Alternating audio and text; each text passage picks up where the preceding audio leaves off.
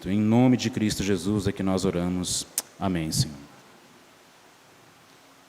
Amém, meus irmãos. Que a graça e a paz do Senhor Jesus seja com todos nós. Amém? Amém está meio baixo, ou será que está todo mundo com calor, né?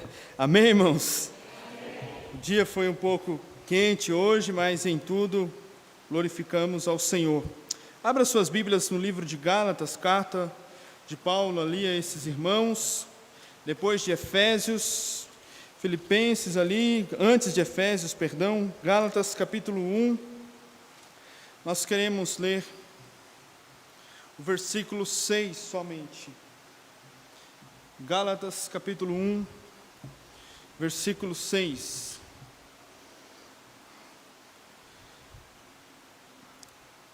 Todos que encontraram Gálatas capítulo 1, versículo 6, digam amém. E a palavra do Senhor diz assim: estou admirado que estejais vós desviando tão depressa daquele que vos chamou pela graça de Cristo para outro evangelho. Vou ler novamente. Estou admirado que estejais vós desviando tão depressa daquele que vos chamou pela graça de Cristo para outro evangelho. Oremos mais uma vez. Senhor, estamos esta noite, ó Pai, para pensarmos juntos naquilo, ó Deus, que há 503 anos atrás ali, ó Pai, homens, pelo Santo Espírito, confiados na Tua palavra, ó Deus, levantaram pontos, ó Deus, para que a Tua igreja, o Teu povo se retornasse para o Senhor. Nos ajude, ó Deus, a meditarmos esta noite, a reafirmarmos aquilo que precisa ser reafirmado e que o Teu nome em todas as coisas seja assim glorificado. Assim oramos, Pai, em nome de Jesus. Amém. O ser humano, todos nós que estamos aqui, em algum grau, em algum aspecto, nós gostamos de mudanças. Nós gostamos de mudanças, ou de viajar, ou de coisas novas. Amém, irmãos? Ou será que é só eu que gosto de uma roupa nova, de um calçado novo? Todos nós que aqui estamos gostamos. E isto será algo que vai marcar a minha vida e a sua vida enquanto existirmos. Nós vamos, e é necessário para que, num bom sentido da palavra, não estou dizendo aqui na teoria da revolução, mas é esperado que o ser humano como cidadão, aquele possa evoluir, crescer em graça, em conhecimento, também em suas conquistas. Então todos nós aqui estamos fundamentados em algum grau e nós gostamos sim de mudanças. Só que a grande questão é que nós, tratando-se de mudança, muitas vezes queremos mudar demais. Queremos mudar coisas que são essenciais. Eu estou dizendo, às vezes você gosta de mudar porque você vai trocar o seu celular, trocar o seu carro, trocar uma roupa, comprar uma roupa nova, fazer uma nova viagem, lugares diferentes, e isto sim é importante, isso faz parte da nossa vida. Mas o ser humano, aquele que está em Cristo Jesus, nós estamos firmados na rocha que é Cristo, e existem pontos que são principais, essenciais, que não podem ser mudados, que não podem ser trocados, que não podem ser esquecidos, que não podem ser de fato assim tirados do seu lugar. Por exemplo, hoje em dia nós já vemos que os filhos não estão mais obedecendo aos pais. E você que aqui é pai ou ainda não é pai, você vai ensinar os seus filhos a não obedecer aos seus pais? Isso é um ponto que você não vai mudar na sua criação dos seus filhos ou no contexto da sua família. Pelo menos biblicamente é isso que se espera. E nós então estamos inseridos, sim, neste contexto de mudanças que são supérfluas, que são passageiras, mas tem coisas que não podem ser mudadas, porque elas são um fundamento, elas nos faz permanecer firmes, elas nos faz permanecer, de fato, firmados na rocha, que quando virá a tempestade, nós não vamos assim abalar. mas a realidade que nós estamos vivendo, na cultura que nós estamos inseridos, neste mundo pós-moderno, neste mundo cheio de mudanças, cada vez mais as igrejas estão mudando, cada vez mais os crentes estão inventando uma nova moda, uma nova forma de cultuar a Deus, estão se esquecendo das velhas verdades. Lembra da canção do Eduardo Mano, né? Ele diz: quero buscar as velhas verdades, porque elas são preciosas. Então, hoje, na busca de trocar um celular, de mudanças que são supérfluas, são passageiras, nós acabamos entrando no rol daquilo que queremos mudar tudo. Nós vemos, como nós meditamos recentemente em 1 Coríntios capítulo 7, os casamentos já são descartáveis, os relacionamentos são descartáveis, e assim nós estamos inseridos nessa sociedade líquida, nessa sociedade que não se sustém, nessa sociedade que não para mais firme, e é como se estivesse em uma areia movediça. Crente que diz que eu gosto de mudar, pastor, eu mudo o tempo inteiro, tem alguma coisa errada. E o que Paulo está aqui, nós vamos meditar esta noite nos 5 solas, dizendo a esses irmãos em Gálatas. Volte aí comigo em Gálatas capítulo 1, versículo 6. Paulo estava admirado, porque eles estavam se desviando depressa, daquele que vos chamou pela graça de Cristo. Eles estavam se desviando para outro evangelho, que de fato não é outro evangelho, senão, vamos ler até o verso de número 7, senão que alguns que vos perturbam querem perverter o evangelho de Cristo. E Paulo vai dizer no verso 8 de Gálatas 1, mas ainda que nós mesmos, ou um anjo, vos pregue um evangelho diferente do que vos já pregamos, seja maldito. Então esta noite eu quero tratar com os irmãos que existem mudanças que são necessárias na minha vida e na sua vida. Precisamos sim desapegar de algumas coisas, mas existem pontos que nós não precisamos mudar, nós não precisamos mexer, nós não precisamos querer, e aqui dar aquele ditado que todo mundo aqui já deve ter ouvido dizer, né? Com o povo, as pessoas falam aí fora, né? O jeitinho brasileiro, né? A gente quer dar o jeitinho para tudo em casa, mas existe na vida cristã fundamentos, pilares, que nós não podemos remover, que nós não podemos tirar. E aqui eu estou só usando este texto, porque a nossa proposta esta noite, em virtude de, no próximo sábado, dia 31 de outubro, a Reforma estará fazendo 503 anos, e nós vamos então meditar hoje sobre esses 5 solas. Eu sei que tem muito assunto, daria para pregar cada dia uma mensagem, somente a Escritura, somente Cristo, mas nós queremos sintetizar esta noite de uma forma bem rápida e trazer à memória dos irmãos estes pontos e reafirmarmos e lembrarmos aos irmãos que nós não podemos mudar aquilo que é essencial. Quando nós tiramos o que é essencial do lugar dele, o que vai acontecer conosco certamente não será coisas boas.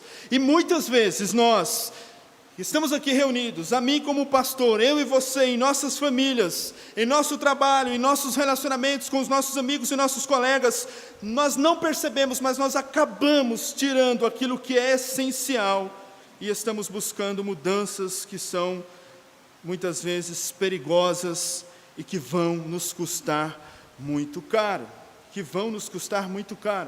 E aqui eu vou ter que dizer abertamente aos irmãos, e nós não tememos, pelo fato de que recentemente alguém veio comentar: pastor, as igrejas estão ficando cada vez mais diferentes, né? Eu falei: como assim? Não, hoje é tudo preto, parecendo um monte de jogo de luz, e aí são coisas que estão acontecendo, estão à nossa volta, e muitas vezes nós não estamos mais assim, levando em consideração, e o povo está cada vez mais se distanciando da palavra do Senhor. Por isso então, quero esta noite meditar com os irmãos, lembrando que em 1517, Martinho Lutero foi ali, fixou as 95 teses, ali em Wittenberg, contra a Igreja Católica Apostólica Romana, refutando ali pregou essas teses, dando assim início àquilo que tomaria uma grande proporção, a reforma protestante. Lógico que ela não começou somente com Lutero, antes já veio os pré-reformadores. Por isso então nós vamos meditar e lembrar do legado da reforma, que foi resgatar, voltar ao Evangelho, voltar àquilo que é central, aquilo que nós não podemos mudar. Como crentes em Cristo Jesus, devemos permanecer firmados na rocha que é Cristo, e não deixarmos que isso aconteça, como Paulo estava aqui aconselhando esses irmãos: vocês estão se desviando tão depressa para outro evangelho. Eu não sei se você entra em crise, mas a pessoa, mas eu creio assim, daqui a pouco já está crendo em outra coisa, e outra coisa, e outra coisa, não tem assim algo sólido, e isto é triste, e muitas vezes, muitas pessoas estão assim, sofrendo.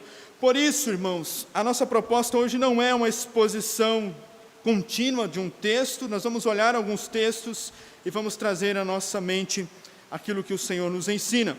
Em segundo lugar, porque nós devemos meditar sobre os 5 solas, porque é um tema que não foi, os reformadores não foram lá, eu peço a paciência dos irmãos nesse início, ao introduzir um pouco, e escreveram 5 solas. Isso foi logo mais depois de 20 anos ou mais, veio assim a existir esta formatação, ou veio assim, é importante notar que essas 5 afirmações foram assim expostas, não foram expostas de uma forma ali na reforma, elas foram articuladas sistematicamente, meados do século XX, todos os 5 solas aparecem em vários escritos dos reformadores, dos concílios, e assim foram assim definidos, mas não chegaram a ser arrolados todos juntos. E em terceiro lugar, porque meditarmos, porque a abrangência da reforma é um movimento teológico que tem implicações para toda a nossa sociedade em várias esferas. A reforma protestante reconduziu a igreja a 5 pilares do evangelho que havia sido esquecido, deturpado pela história. E ainda hoje, por conta dos desvios doutrinários, precisamos constantemente rever e voltar para combater os erros doutrinários, e nós, discípulos de Cristo, devemos proclamar verdades bíblicas e permanecer nelas. Aqui, eu tenho que dizer outra coisa, irmãos, mas vai ser sempre assim, a gente vai sempre orar, interceder uns pelos outros, confessar pecados, a gente vai sempre ouvir a mensagem, porque não traz algo novo. Irmãos, no que depender de mim, do pastor Luiz, nós sempre vamos proclamar e permanecer no Evangelho. Quando o crente vem assim, mas está tão sem graça, nós somos chamados a permanecer, a sermos fiéis àquilo que o Senhor assim nos ordena por meio da sua palavra.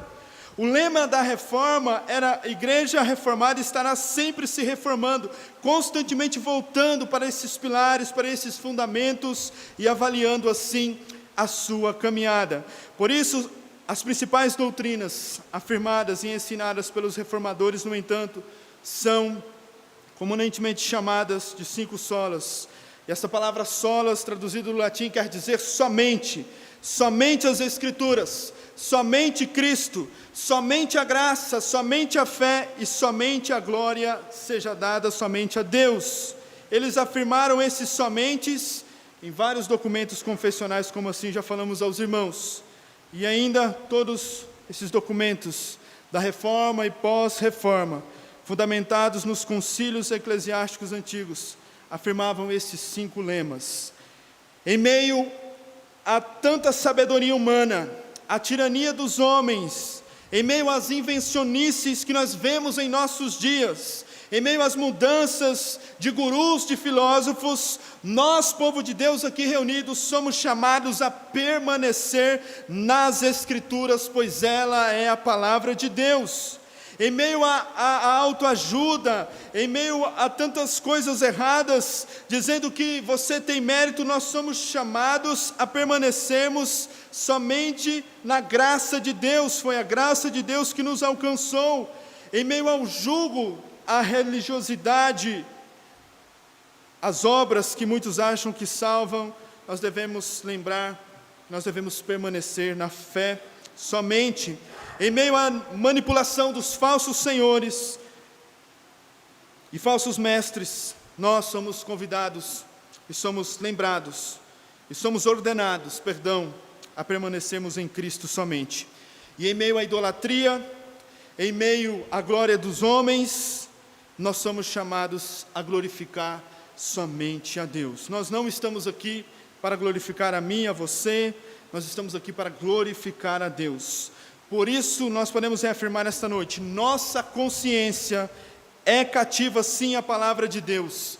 E aqui nós vamos permanecer, somente as Escrituras, somente a graça, somente a fé, somente Cristo e glórias a Deus somente. Nós vamos permanecer, pode passar anos e anos, a igreja do Senhor deve permanecer assim para todo sempre.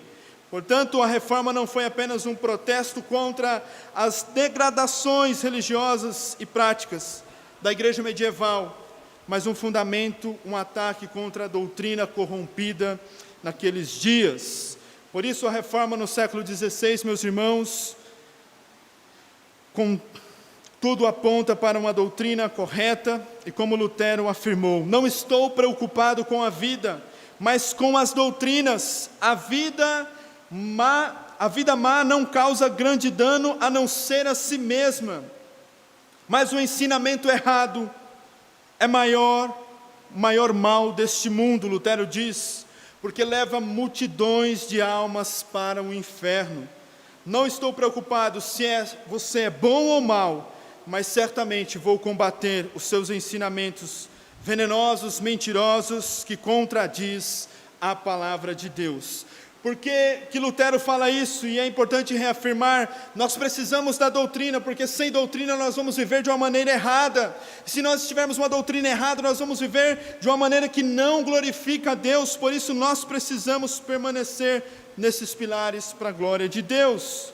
Enquanto então estamos aqui, relembrando que no próximo sábado vamos comemorar 503 anos da Reforma Protestante, devemos afirmar, irmãos, a nossa confiança não está em nós mesmos, mas está em Cristo Jesus, encarnado, morto, ressurreto, subiu aos céus, nosso único Senhor e Salvador, que voltará a nos buscar.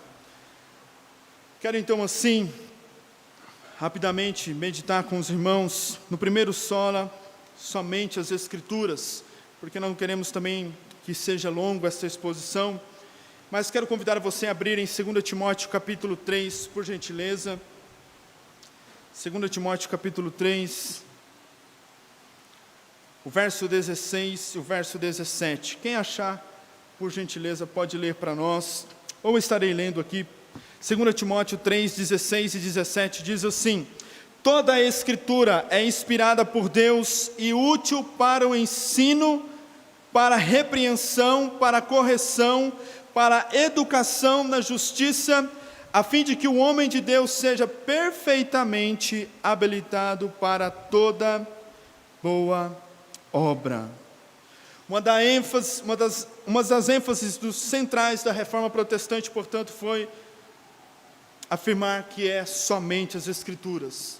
Não é a palavra do Papa, não é a palavra dos monges, dos cardeais, mas é a palavra de Deus que é a autoridade. Não é a palavra do pastor Anderson, não é a palavra do pastor Luiz, ou de qualquer irmão que está aqui, membro desta igreja, que é a autoridade sobre nós, mas é somente a palavra de Deus. E quando nós estamos afirmando que somente as Escrituras, para os reformadores, Deus é capaz de se comunicar com seres humanos, através de uma linguagem humana, a palavra. Assim, homens escreveram a Bíblia, inspirados pelo Espírito Santo, e esta é uma afirmação fundamental, a como a Deus se comunica comigo e com você. Quero ouvir Deus falar, abro a Bíblia e leio. Quero falar com Deus assim, estarei orando as Escrituras também, porque ela nos ensina a orar. Então a igreja, ela deve permanecer somente nas Escrituras. O apóstolo Pedro também escreve que os homens falaram da parte de Deus, conduzidos pelo Espírito Santo, 2 Pedro 1, verso 19 ao 21. Em outras palavras, os autores das Sagradas Escrituras estiveram sobre o controle soberano de Deus. Enquanto cresce em nossos dias uma visão de irrelevância das Escrituras, onde ela não é mais a autoridade final em questões espirituais entre o homem e Deus, mas apenas, dentre muitas fontes de autoridade que assim se dizem, colocando em aspas, a respeito de Deus, nós precisamos reafirmar esta noite que aqui a palavra de Deus é a autoridade sobre nós. Amém, irmãos? Como eu já disse, e aqui volto a repetir, se um dia eu e o pastor Luiz não estivermos pregando a palavra de Deus, sendo fiéis às Sagradas Escrituras, a igreja tem duas opções: ou se levanta e vai embora, ou então nos tire deste púlpito. Porque enquanto nós estivermos aqui, nós somos chamados a permanecermos somente nas Escrituras. Somente nas Escrituras, unicamente nela, aqueles que almejam serem usados por Deus e pelo Senhor serão assim capacitados e aprimorados. Toda a Escritura não é uma parte, não é como eu já ouvi pastores batistas dizendo em nosso contexto, em nossa cidade, que o Antigo Testamento, o Velho Testamento já não serve mais para nada, já não consideram mais como palavra de Deus, mas para nós, Igreja Batista Saron, é toda a Escritura inspirada por Deus. Isso constitui-se como o único meio proveitoso e útil, pela qual nós devemos crer e conhecer a Deus, e sermos assim moldados e em tudo edificados. Somente pelas Escrituras, e unicamente por ela, temos um padrão de prática, pois ela é útil para a correção, seja qual for o estágio, o momento da sua vida. A palavra do Senhor revela em tudo aquilo que nós devemos viver para a glória de Deus.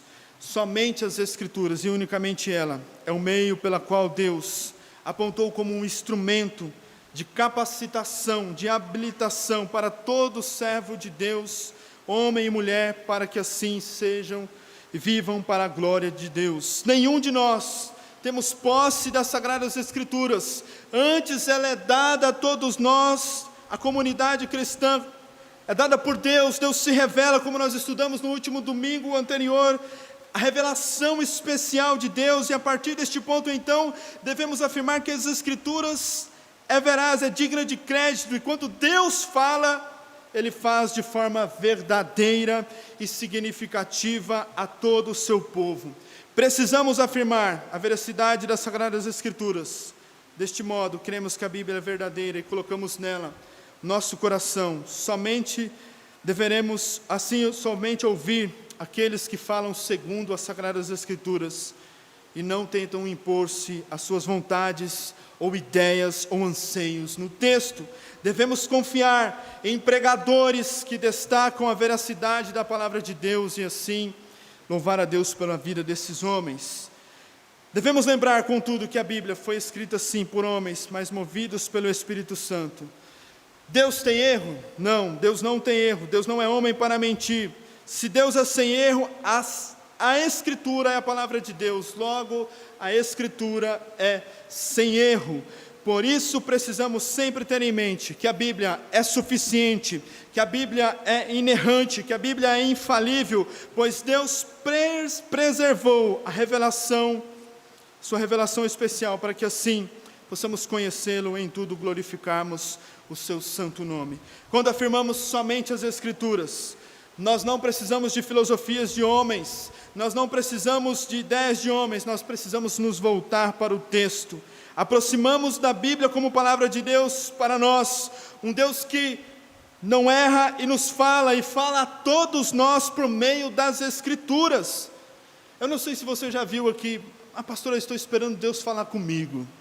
Mas como que você está esperando, irmão? Eu estou esperando, mas você está abrindo a Bíblia? Nós ouvimos tantas coisas, mas eu quero ouvir Deus falar, eu creio que Deus tem poder para fazer, e pode vir, Ele tem poder para todas as coisas, mas hoje, irmãos, a forma como Deus fala, é por meio das Sagradas Escrituras. Por isso, em meio à confusão deste mundo, cheio de vozes, cheio de pessoas falando tantas coisas, eu e você, existem tantas vozes tentando tomar a minha e a sua atenção, roubar a nossa mente, levar-nos a crer coisas erradas. Nós somos chamados a voltar às Escrituras. Entendo que afirmar a existência de um Deus eterno que se revela a nós nas Sagradas Escrituras é uma forma racional de viver. Se abandonarmos esta crença, o que nos sobra terrenos filosóficos, nos sobra pessoas cheias de si, falando de si mesmas, falsos mestres, e em tudo seremos enganados. Lembra do que Lutero disse: o falso ensino tem levado muitos ao inferno. Quando afirmamos que as Escrituras, como única palavra de Deus, de fato ela é inspirada, inerrante, infalível, suficiente, estamos afirmando deste modo que temos um fundamento, o único fundamento racional para interpretar a vida, viver uma vida que glorifica a Deus, é por meio das Escrituras. Se abrirmos as mãos das Escrituras, ficaremos apenas com falsas filosofias, com invencionices, e a nossa alma estará morrendo dia após dia. Para caminharmos, irmãos, em outras palavras, quando pensamos na suficiência das Escrituras, estamos dizendo: na verdade, é que tudo o que precisamos para saber e viver para a glória de Deus e para termos a vida eterna está registrado nas páginas das Sagradas Escrituras. Assim, então, quero terminar este primeiro ponto dizendo: o cristão sincero, por sua vez, aproxima-se das Sagradas Escrituras, amando a Deus e quem Ele é, e ele sabe que por meio dela está uma carta de Deus que foi assim lhe endereçada, e Deus está falando comigo e com você, quando nós lemos a Bíblia de uma maneira correta. Já parou para pensar? Às vezes pode ser algo tão vazio aqui esta noite, mas eu estou dizendo aos irmãos que o Deus do universo, Criador dos céus e da terra, fala comigo e com você por meio das Sagradas Escrituras. Nós às vezes queremos ouvir pessoas importantes, como o irmão Silvio colocou, damos reverência, àqueles que têm uma estima muito grande, mas muitas vezes as nossas Bíblias estão jogadas de lado, e nós esquecemos da palavra de Deus. Quando abrimos a Bíblia, irmãos, é Deus falando conosco, não é confiado em palavras de homens.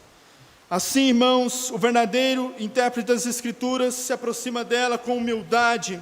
Aquele que vai ler a Bíblia pedindo iluminação do Santo Espírito, para que possa sim compreender a palavra de Deus. A Escritura, portanto, é o sujeito, e o leitor é o objeto. Quando um leitor se envolve com as Escrituras, é ela que examina e analisa e estuda, o que resulta em transformação de vida. Não é eu que vou, de fato, examinar as Escrituras no sentido de tentar mudar, não, mas ela vai me examinar, ela vai me confrontar, ela vai falar comigo. E assim encerro dizendo este primeiro ponto, irmãos, que reafirmamos esta noite as Escrituras como inerrante, como única fonte de escrita, de revelação divina, única para constranger a consciência. A Bíblia sozinha ensina tudo o que é necessário para a salvação do pecado, é o padrão pelo qual todo o comportamento cristão deve ser assim avaliado.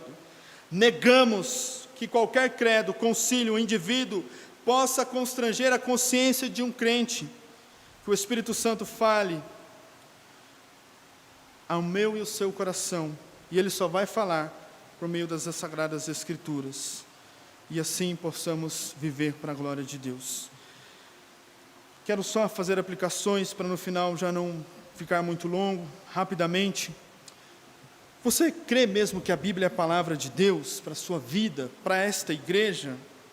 Ou você busca outras coisas que são para preencher o seu vazio, o vazio no seu coração, ou para animar a sua segunda-feira, Constantemente nós ouvimos: eu preciso ser animado. Eu sei que nós podemos animar uns aos outros, mas sabe como é? Pela palavra de Deus, lendo salmos, compartilhando devocionais. Quando nós estamos declarando que a Bíblia, somente nela nós permanecemos, nós estamos dizendo que nós não podemos buscar em outro lugar alimento para as nossas almas, a não ser naquilo que Deus revela por meio da sua palavra.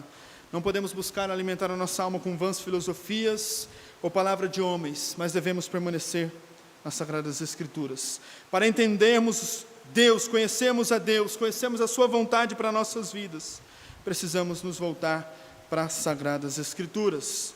E em segundo lugar, irmãos, somente em Cristo. Você pode abrir a sua Bíblia lá em Mateus 17, o verso 5 e o verso 8. Nós vamos passar por alguns textos e assim, não é uma exposição densa de cada ponto desse, mas é só reafirmarmos e lembrarmos e trazermos para as nossas vidas. Mateus 17, 5 ao 8 diz assim: falava ele ainda, quando uma nuvem luminosa os envolveu, e eis, vindo da nuvem, uma voz que dizia: este é o meu filho amado, em quem me comprazo.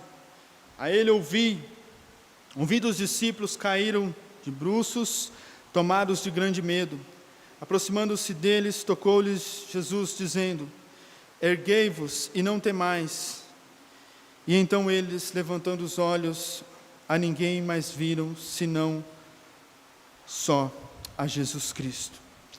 Num tempo de muitos ídolos, num tempo onde estão aparecendo no meio evangélico muitas atitudes, muitas coisas que supostamente vão trazer a salvação, somente em Cristo e apenas nele a satisfação de Deus está depositada. E aqui esta noite você precisa lembrar desta doutrina, deste ponto precioso para mim e para a sua vida, e glorificar a Deus pela vida de Jesus Cristo. O Senhor disse: este é meu Filho amado, em quem me comprazo. Não há nada e nem ninguém fora de Cristo e nem além dele que possa satisfazer a Deus. Não ache você que está aqui esta noite, ou você que nos ouve, ou você membro desta igreja, que fora de Jesus você vai agradar a Deus. Você não vai agradar a Deus. Deus só vai te ouvir, Deus só vai me ouvir, Deus só vai conceder as promessas que por meio das Escrituras podemos assim tomar posse por meio de Cristo Jesus, somente por meio de Cristo Jesus. O Senhor se compraz do seu Filho. Diante de tudo isso, somos ordenados por Deus a ouvir somente a Cristo, e Ele ouvir. Mas o que é ouvir a Cristo? Ouvir a Cristo é ouvir a palavra de Cristo. As Escrituras é ouvir a Cristo, abrir as Escrituras para estudá-las. É como certo servo disse: em muitos lugares, raramente é impossível ir a uma reunião cuja única atração seja Cristo. Muitas vezes nós buscamos outras coisas para atrair o nosso coração, mas não buscamos a Cristo. Só se pode concluir que os filhos de Deus estão muitas vezes entediados, estão distantes dEle, porque estão buscando satisfazer os seus corações em outros lugares. Apenas em Cristo temos salvação. Você pode abrir comigo aí em Atos capítulo 4, verso 12, por gentileza. Atos 4, verso 12, por gentileza. Diz assim a palavra de Deus. Atos 4, verso 12. Diz assim o texto: e não há salvação em nenhum outro, pois debaixo do céu não há outro nome entre os homens pela qual devemos ser salvos. E este nome é o nome de Jesus Cristo. Unicamente os que depositam sua confiança em Cristo estarão com Ele no fim dos tempos. Ele é a única esperança, Ele é a única ponte do perdão a Deus. Não é o Papa, não é o pastor que te leva a Deus, é somente Jesus Cristo. E principalmente nós evangélicos, povo de Deus, precisamos tirar esta mentalidade errada, de que às vezes se o pastor prega a palavra, nós vamos sim aproximarmos mais de Deus, mas eu não levo ninguém a perto de Deus.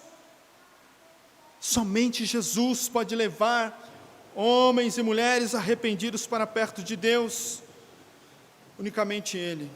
Lutero rejeitou totalmente este tipo de tentativa de se achegar a Deus por filosofias, pela própria mente, se chegar a Deus pelo próprio mérito, se chegar a Deus pela própria força, se chegar a Deus pelos seus bens, pelas suas posses.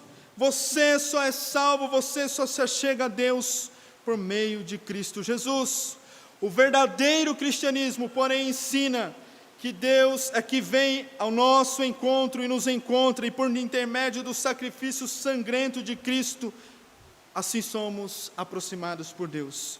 Por meio da morte de Cristo, recebemos tudo o que precisamos para entrar em uma relação correta, em um relacionamento correto com o nosso Deus, somente por meio de Jesus Cristo. Precisamos então aderir firmemente à teologia da cruz, pois a cruz de Cristo é essencial para a salvação. Não vamos nos achegar a Deus pelo que fazemos, não é pela minha justiça, não é pelos meus méritos, pelos méritos de ninguém. Não chegamos a Deus, não vamos ter paz com Deus, não vamos ter comunhão com Deus, não depende de nós. Cristo fez tudo o que era necessário. Cristo, nosso Salvador, aquele que morreu em nosso lugar, mas que está vivo e voltará para nos buscar. Os únicos méritos que bastam para me tornar aceitável, conforme vai dizer um pastor, a Deus, são os méritos de Cristo. Ele trabalhou em meu lugar, Ele fez tudo que era necessário em meu e em seu lugar. Somente Cristo, que possamos lembrar desta verdade. Nós não somos salvos pelas nossas obras, nós somos salvos para boas obras, não somos salvos pelas nossas obras, mas somos salvos para fazer boas obras. Agora, muitas vezes, as coisas que permeiam em nossa mente se eu fazer muita coisa, eu vou ser mais amado por Deus. Não, irmãos, Deus ama eu e você na medida que Ele ama Cristo Jesus, e ponto final. É por meio dEle que nos achegamos a Deus, e podemos afirmar esta noite, que a nossa salvação é realizada unicamente pela obra mediatória de Cristo Jesus. Sua vida sem pecado, sua expiação, por si só são suficientes para me reconciliar, para me justificar com o Pai. Negamos qualquer evangelho que esteja sendo pregado, que venha substituir a obra de Cristo, e em tudo nós não vamos crer nisso, pois isto é totalmente equivocado. Você acredita de fato que Cristo te aproxima para perto de Deus? Ou você acredita que os seus sacrifícios vão te aproximar para perto de Deus?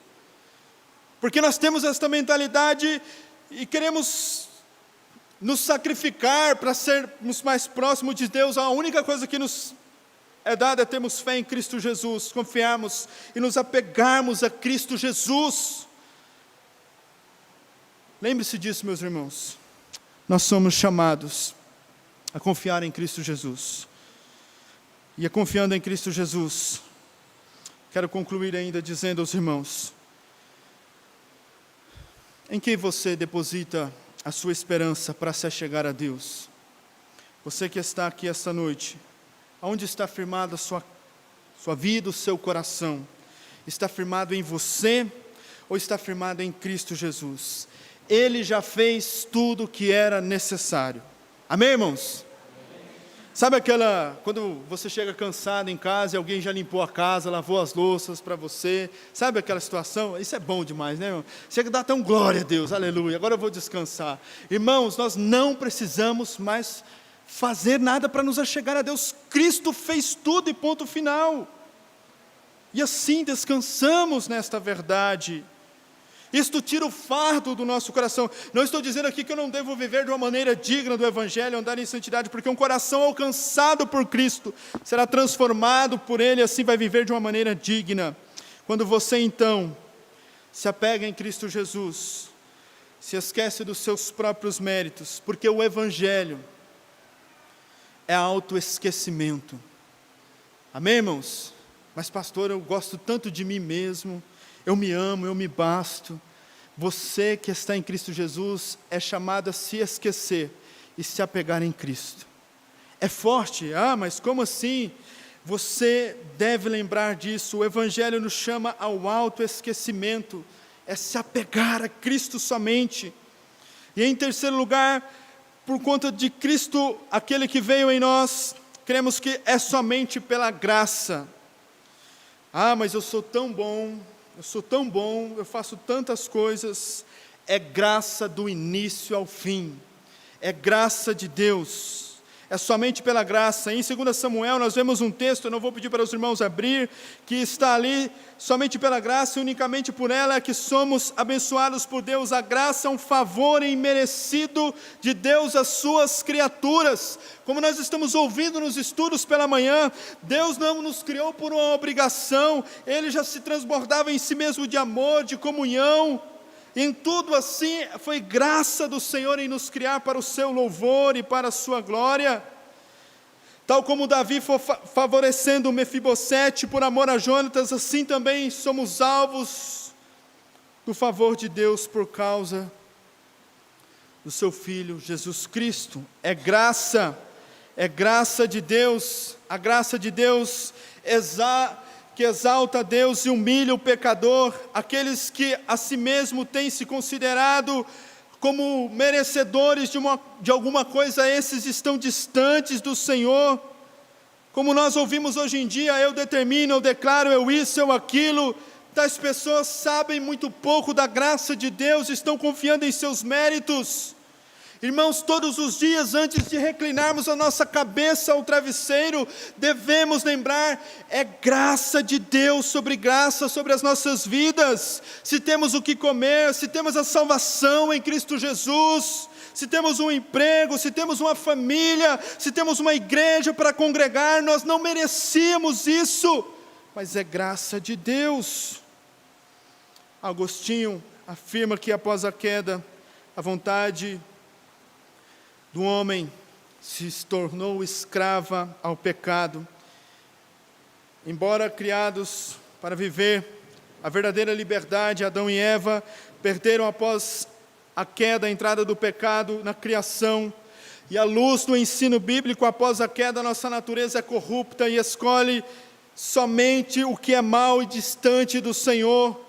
Não ache, irmãos, que eu e você, longe de Cristo, vamos escolher a Deus, ou vou fazer alguma coisa boa, no sentido, vamos nos tornar agradáveis a Deus. Não, irmãos, nós vamos só pender para aquilo que desagrada ao Senhor. O homem peca porque a sua natureza é tendenciosa, portanto os seus hábitos estão escravos da sua vontade que desagrada ao Senhor.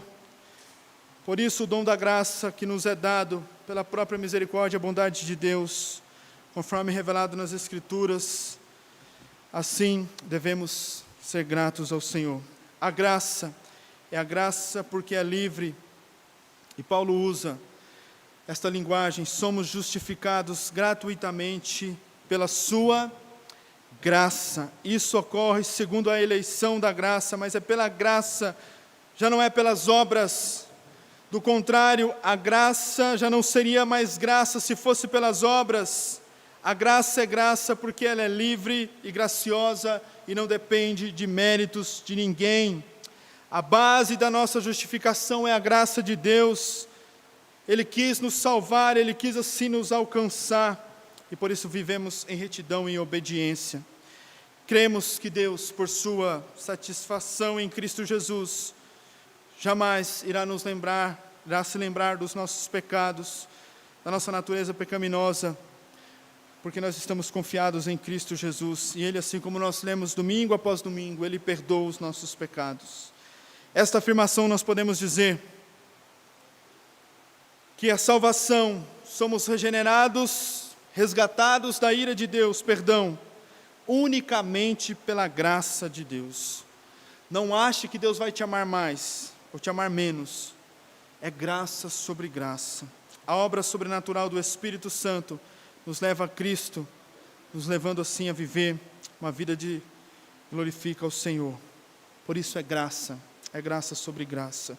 A fé não é produzida pela nossa natureza não regenerada, a fé não é produzida pela nossa natureza não regenerada, é graça sobre graça de Deus. Até a fé, conforme nós vamos ver mais à frente, é um dom que vem de Deus. Você consegue compreender isso esta noite? Ou você se apega aos méritos, às indulgências, aquilo que você acha que você pode comprar a Deus, você pode fazer barganha com Deus. Irmãos, e aqui nós precisamos ser sinceros biblicamente, porque isso é a palavra, irmãos, oferta, dízimo, serviço cristão, essas coisas não podem ser barganhas para Deus, isso não é, irmãos, é uma forma de vivermos para a glória do Senhor. Tudo o que temos é graça sobre graça. Por isso nós ofertamos com alegria, porque o Deus é o Deus da provisão. Por isso nós trabalhamos com alegria, porque outrora estávamos mortos em nossos delitos e pecados. Hoje nós temos um destino, um propósito, como ouvimos hoje pela manhã. É graça de Deus sobre nós. E em penúltimo lugar, rapidamente, Efésios 2, 8 ao 9. Se é pela graça, Efésios 2, 8 ao 9 diz: porque pela graça sois salvos, mediante a fé, e isto não vem de vós, é dom de Deus, não de obra, para que ninguém se glorie. Somente pela fé e unicamente por ela, o pecador é salvo, com base nos méritos eternos de Cristo. Sendo assim, reafirmamos, somente as Escrituras, somente Cristo, somente a graça e somente a fé. Somente a fé na pessoa e na obra de Cristo Jesus, pela qual Deus declara o pecador injusto. A necessidade de tal ato se dá por causa da nossa total incapacidade de satisfazer a Deus. É por meio da fé. A fé é uma atitude de total confiança no que as Sagradas Escrituras declaram. A fé não vem de nós, a fé é um dom de Deus. A fé vem pelo ouvir, o que, irmãos? A palavra de Deus. A fé não é algo nosso, ela vem de Deus. Lembre-se que tudo que temos é graça de Deus. A fé deve ser corretamente, deve ser entendida. Não é um poderzinho que vai mudar a Deus, mas a fé em Cristo, naquilo que Cristo fez. A fé é estender as mãos vazias em direção ao Cristo crucificado. O significado da palavra fé é basicamente crer e confiar, como se diz a fé autêntica, pois o reconhecimento de que nada temos e nada somos, nada temos para barganhar com Deus. A fé não é um poder para mudar a Deus, mas a fé está então somente fundamentada naquilo que Cristo fez, e assim ela deve estar fundamentada. Fé então é crer, confiar, não em mim, não em você, não em nossos méritos, mas nos méritos de Cristo Jesus. Portanto, então, irmãos, a fé é a luz do Espírito Santo, pela qual nossas mentes são assim esclarecidas e nossos corações são confirmados pela pregação assim da palavra. Para nós encerrarmos, em último lugar, nós somos criados para a glória de Deus. Abra comigo em Romanos 11, verso 36, por gentileza. Romanos 11, verso 36 diz assim: porque dele e por meio dele e para ele são todas as coisas. A ele, pois, a glória eternamente. Amém. Glória somente a Deus e unicamente a Ele. Qual é o fim, o principal objetivo de nós sermos criados, irmãos? É para glorificar a Deus.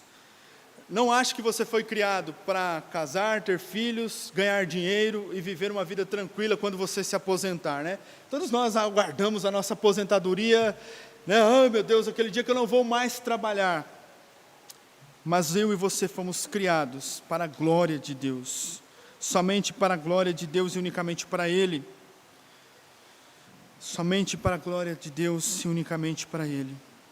Salmo 115, verso 1 e 3 diz: não a nós, Senhor, não a nós, mas ao Teu nome da glória, por causa do Teu amor e da Tua fidelidade, porque as nações perguntariam: onde está o Deus deles?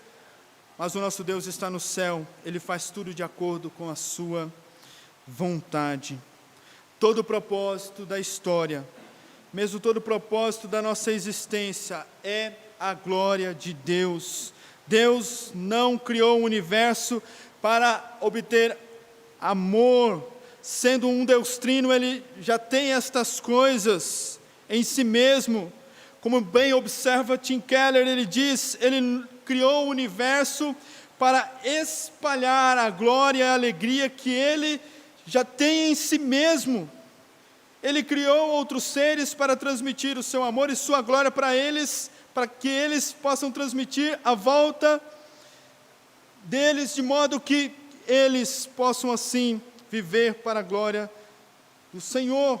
Portanto, a nossa resposta a este movimento evangélico em nossos dias, precisamos unir ao Deus Todo-Poderoso e viver somente para a sua glória.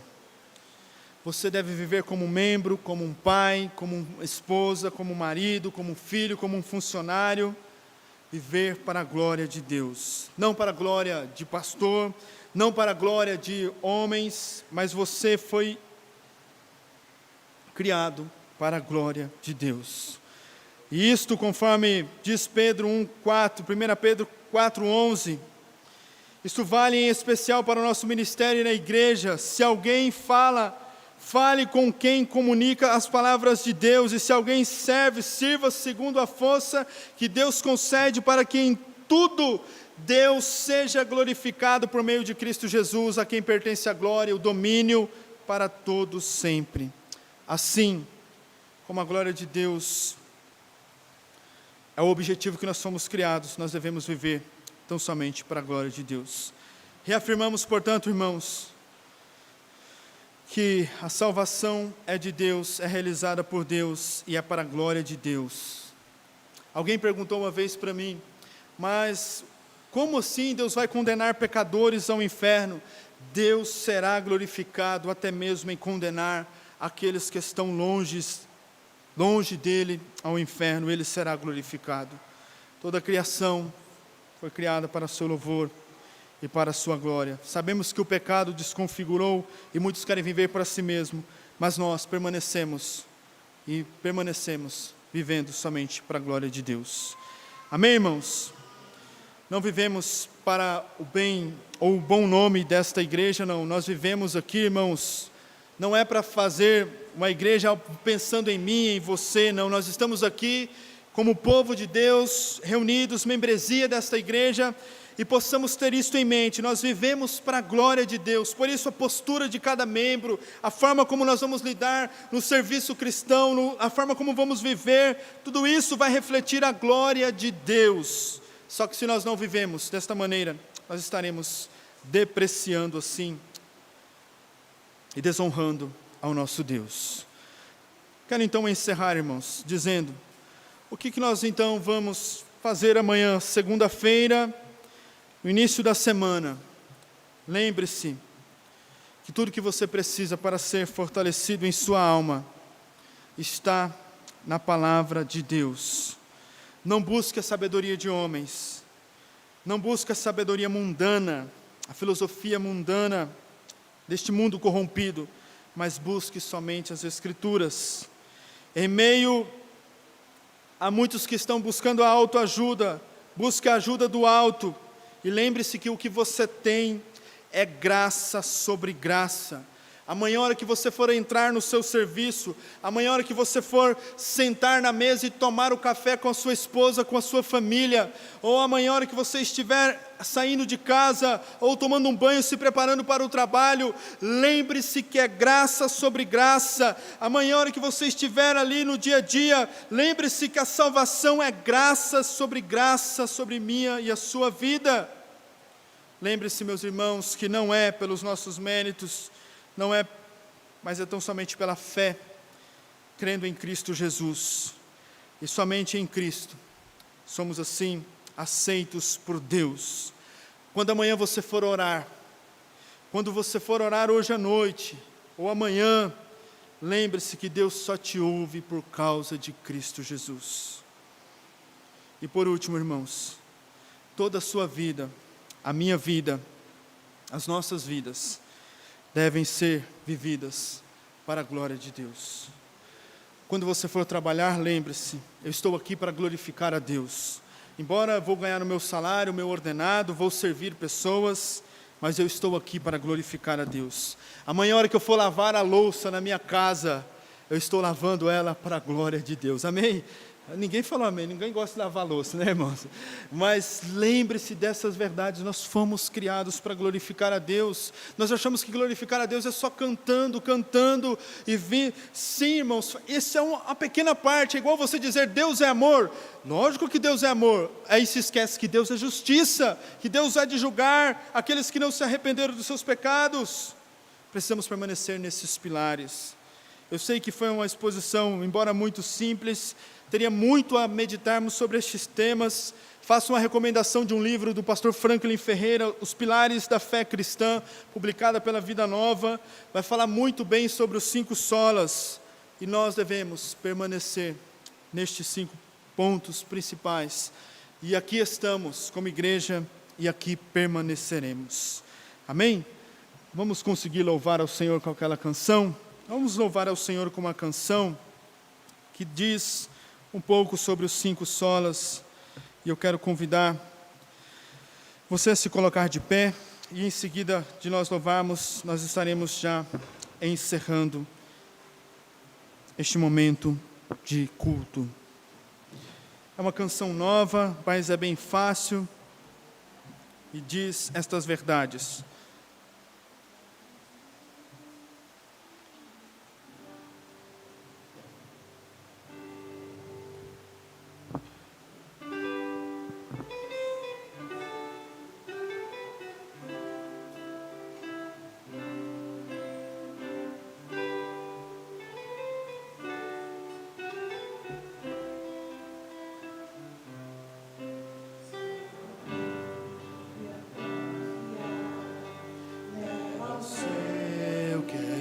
Buscar, pode entrar onde só sorrir, saudade vai seguir, só a fé eu viverei, pelos méritos do Rei, eu só conto com Jesus, que morreu por mim. Só a Deus glória dá. Sou a igreja que remiu e adotou.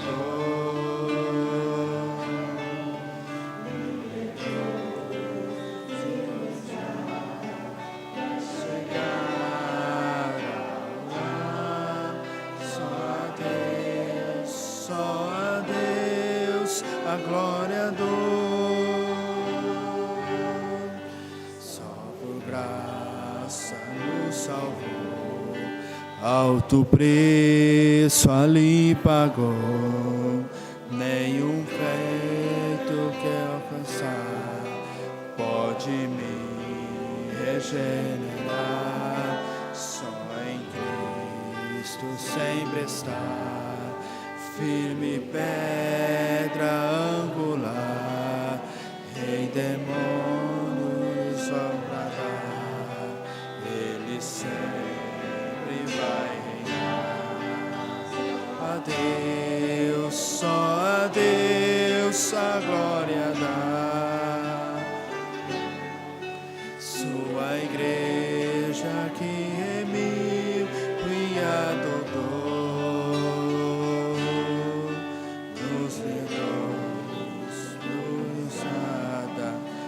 Chegar lá, só a Deus glória dou, só a Deus glória dá.